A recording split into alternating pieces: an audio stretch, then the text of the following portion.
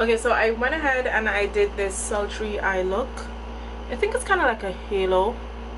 I love it, and you guys know I love my 9 to 5 lashes. And if you guys are worrying about this full face routine, don't worry, I will have that coming up pretty shortly. This is actually a review that I did on the Dior Backstage foundation in the shade 7N.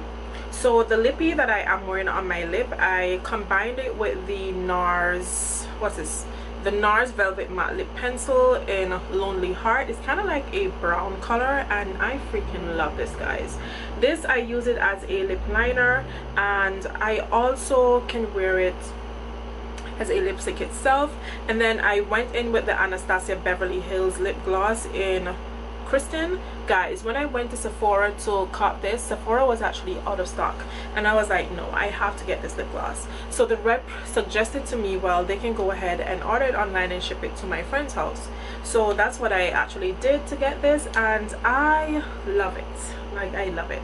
So anyhow, that was just a quick eye tutorial of a halo look, my first halo look, and I will say that it came out pretty beautiful. So yeah, so until next time, guys, I love you all, and I will see you in